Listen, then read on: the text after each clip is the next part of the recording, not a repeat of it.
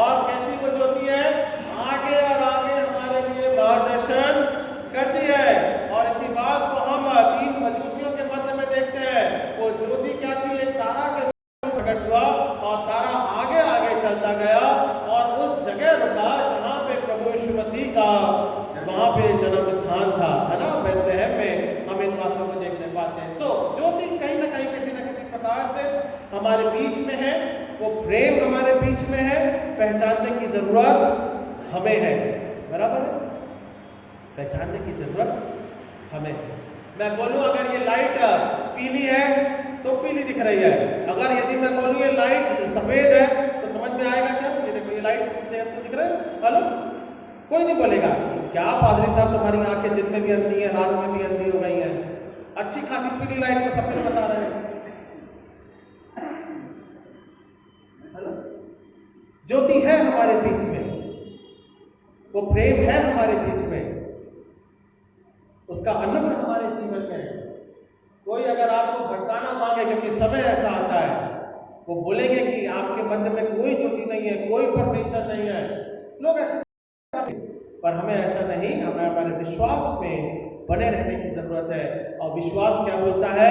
परमेश्वर हमारे बीच में है, वो हमारे मध्य में है। ओके, दूसरी बात परमेश्वर के वचन के रूप में हमें मिलती है कि वो ज्योति के रूप में जब प्रकट होता है, जब उसके प्रेम को हम देखते हैं, तब उसका प्रेम क्या करता है? हमें बचाता है ना, ठोकर खाने से, पाप से, पश्चाताप के माध्यम के द्वारा, उसके साथ संगति के माध्यम के द्वारा, उसके समक्ष आने के माध्यम के द्वारा परमेश्वर हमें क्या करता है?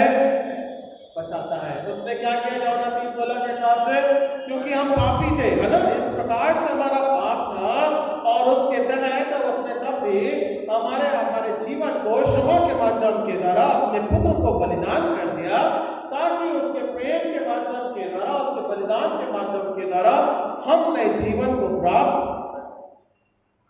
जो कोई ये विश्वास रखता है प्रभु यीशु मसीह पे, वो नाश नहीं होता है, बल्कि अनंत काल के जीवन के ऊपर वो वहां पे मध्य में प्रवेश करने पाता है। ये है परमेश्वर का प्रेम, जो कि हमको और आपको बचाता है ना, तमाम उन बातों के तहत जहां पे हमारा जीवन संघर्ष करता है, परमेश्वर हमारे मध्य में रह के हमारे जीवन को बचाता। कहाँ मिलेगा? रोमियो की पुस्तक उसका 8वां अध्याय और 1 से लेकर 8 पदों के बीच में हम पढ़ेंगे। रोमियो की पुस्तक, नए नियम में से रोमियो की पुस्तक उसका 8वां अध्याय, रोमियो की पुस्तक उसका 8वां अध्याय, रोमियो की पुस्तक उसका 8वां अध्याय और 1 पद से हम पढ़ेंगे। अतः अब जो मसीह में है उन पर दंड की आज्ञा नहीं, क्योंकि वे शरीर के अनुसार नहीं वरन आत्मा के अनुसार चलते हैं, क्योंकि जीवन की आत्मा की व्यवस्था ने मसीह यीशु में कुछ पाप की और मृत्यु की व्यवस्था से स्वतंत्र कर दिया, है ना। वो हमको क्या करता है? बचाने वाला परमेश्वर है। हम मृत्यु की दशा में हैं, पाप की दशा में हैं, पर प्रभु यीशु मसीह ने अपने लहू के बहाने के माध्यम के द्वारा हमको बचाया है और एक नया जीवन देता है। जो प्रेम है वो हमको बचाने वाला प्रेम हमारे जीवन में वो स्थापित होता है। जो तीसरी और अंतिम बात है, इट इज उद्धार को प्रकट करता है। जो लव है वो साल्वेशन को प्रदान करता है। प्रेम जो है वो उद्धार के जीवन को प्रकट करता है और उद्धार मसीह में है। हम इन बातों को देखने पाते हैं।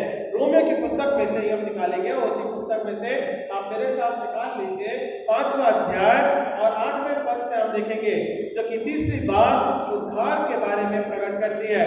या इस प्रकार से लिखा है, ये लिखा है, परंतु परमेश्वर, यो रोमियो की पुस्तक उसका 5वां अध्याय और 8वें पद से लिखेंगे, परंतु परमेश्वर हम पर अपने प्रेम की भलाई से प्रकट करता है कि जब हम पापी थे तभी मसीह हमारे लिए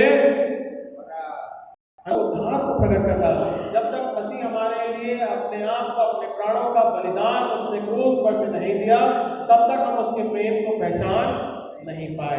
प्रेम भी पूरा हुआ, प्रभु यीशु मसीह का प्रेम तब तक पूरा नहीं हुआ था क्रूस पर से अपने प्राणों का बलिदान नहीं दिया था। जिस समय, जिस घड़ी हमारे और आपके लिए और हमारे पापों को अपने ऊपर ले करके उसने क्रूस पर से वचन को कह करके, क्षमा को ठहरा करके पहले वचन प्रकट किया और उस क्षमा के माध्यम के द्वारा हमको एक नया जीवन मिलता है, उद्धार का जीवन मिलता है।